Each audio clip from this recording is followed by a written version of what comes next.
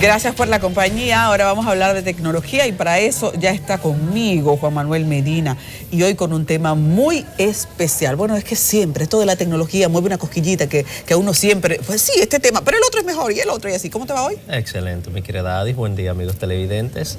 El tema de hoy es un poco extraño porque vamos a tocar una mezcla entre tecnología y derechos fundamentales, derechos constitucionales.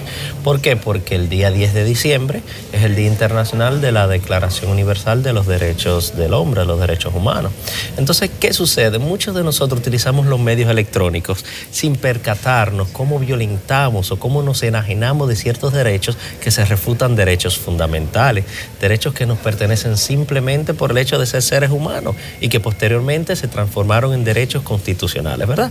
Vamos a analizar esto desde la parte histórica hasta la fecha, con la utilización de las redes sociales y los medios electrónicos. Cuéntame, a ver. Si tiene alguna pregunta, alguna recomendación, por favor, agreguen a nuestras redes sociales, Medina Costa en Twitter y Medina Costa 1 en Instagram. Y el tema de hoy, diciembre 10, Declaración Universal de los Derechos Humanos en el ciberespacio. Entonces, antes que todo, tenemos que entender ciertos conceptos. Vamos a comenzar. Lo primero es que la raíz de los derechos fundamentales se dio ¿dónde? En Francia, en el siglo XVIII, con la Declaración de los Derechos del Hombre y del Ciudadano del 1789. ¿Cuándo fue eso? La Revolución Francesa. ¿En qué terminó? La decapitación de un rey, de un llamado Rey Luis, ¿verdad? Entonces, ahí se suscitó ese evento que originó esta declaración. Vivimos en la actualidad en algo que se llama sociedad de la información.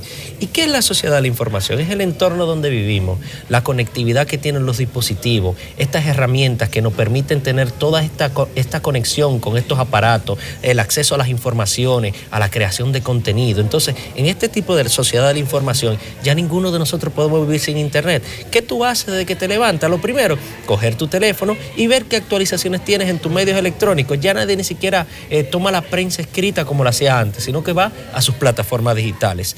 Entonces, ¿qué es la cibersociedad, señores? Hablamos mucho de espacio virtual, pero nosotros tenemos esta sociedad material, pero existe una sociedad virtual. La cibersociedad es el espacio donde existen estas comunicaciones electrónicas. El espacio social estructurado con información virtual es invisible, pero totalmente absorbente. ¿Por qué digo absorbente? Y real al mismo tiempo. ¿Y? Real.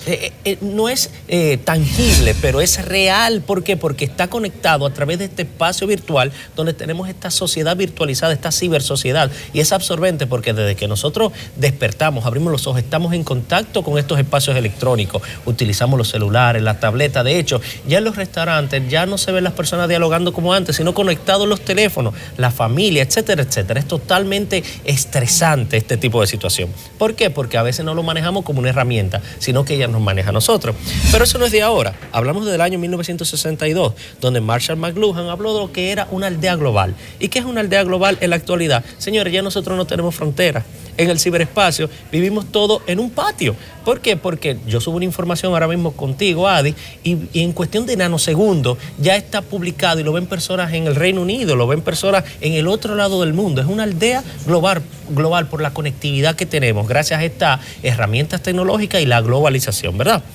Entonces, la Declaración Universal de los Derechos Humanos fue un documento declarativo adoptado por la Asamblea General de las Naciones Unidas en el año 1948, posterior a la Segunda Guerra Mundial, donde establece 30 artículos, donde nos habla de ¿qué? Nos habla de privacidad, o sea, de intimidad, nos habla de igualdad, etcétera, etcétera, y otros tantos derechos que se refutan del individuo, del ser humano, ¿verdad?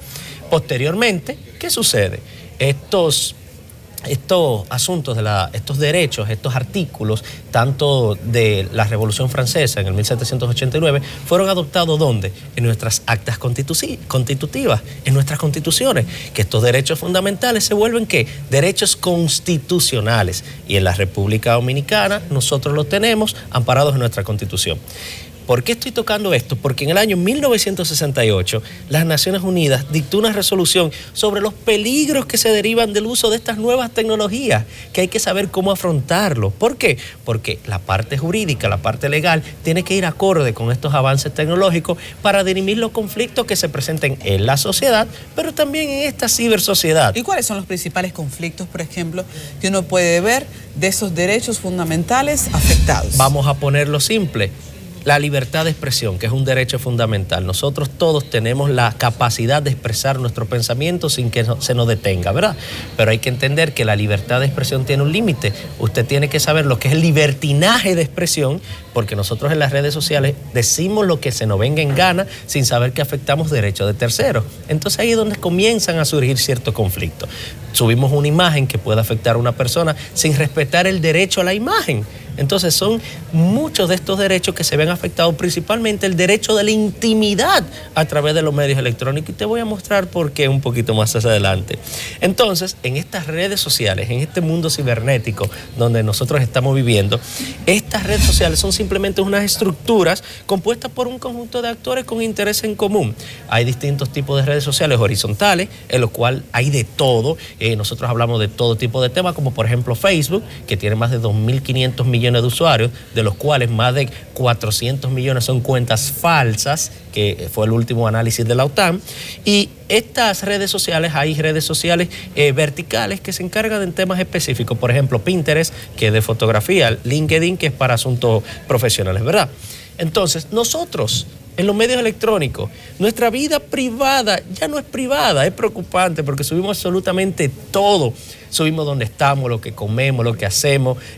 Por ejemplo, los hijos tuyos, tú los llevas a una fiesta del colegio y quieres subir la fotografía de la fiesta del colegio, no te percatas que sube en el colegio que están, lo que hacen. Entonces ya no tenemos intimidad.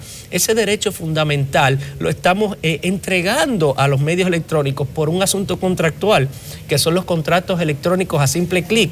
Esos mensajitos que te salen en el celular de aceptar y cancelar, el cual ninguno de nosotros leemos de manera habitual, simplemente que le damos a aceptar para poder utilizar esta aplicación, pero nos vinculamos a través de este contrato de adhesión electrónico a esas cláusulas, y ellos hacen con nuestra información lo que se le venga en gana. ¿Para qué? Para mejorar la experiencia del usuario. Por eso les recomendamos que con estas aplicaciones lean lo que son las políticas de uso y las políticas de privacidad para saber cómo regulan el acceso de sus informaciones personales a estas plataformas. Bien.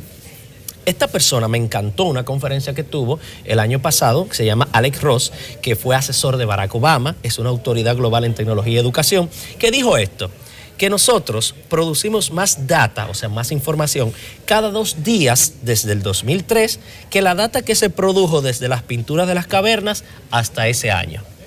Imagínate la cantidad de contenido, de información que nosotros producimos a través de los medios electrónicos cada 2 días para poder hacer más que lo que se hizo desde la caverna hasta el año 2003. Increíble. Es demasiada información, porque subimos todo, hasta el plato de comida que tenemos al frente, lo queremos subir en una red social para aparentar lo que no somos.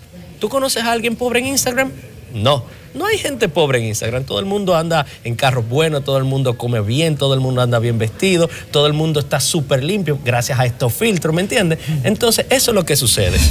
La República Dominicana, en su Constitución, en su título 2, nos habla de los derechos, garantías y deberes fundamentales desde el artículo 37 hasta el 67. Entonces nosotros vamos a tocar 2 de manera leve. ¿Por qué? Porque son los 2 principales que se afectan en estos medios electrónicos, en las redes sociales, que es el artículo 44, comenzando, el derecho a la intimidad y el honor personal. ¿Cuántas personas tú has visto que se le ataque el honor a través de los medios electrónicos? ¿Cuántas personas vemos en Facebook que suben un video o una fotografía tratando de mofarse de ellos, alterando su honor, ¿verdad? Estas redes sociales garantizan el respeto a la intimidad con nuestra información que subimos. Si se refutan que esas informaciones que subimos son propias de esos medios electrónicos, nuestros estados son garantistas para estos derechos constitucionales, aunque entendemos que estas plataformas son multinacionales. Hay que entender eso, ¿verdad? Existe una inviolabilidad de la correspondencia. ¿Por qué menciono esto? El artículo 44 nos habla de la inviolabilidad de la correspondencia. Si a ti te llega una información, una correspondencia, Alex te la envía, yo no tengo derecho a revisarla. Pero cuando tú y yo hablamos por WhatsApp, cuando ustedes, amigos televidentes, hablan con alguien por WhatsApp y toman una captura de pantalla de esa información para enviarla a un tercero, ya están violentando la correspondencia de esa persona. Entonces, están violando un derecho constitucional.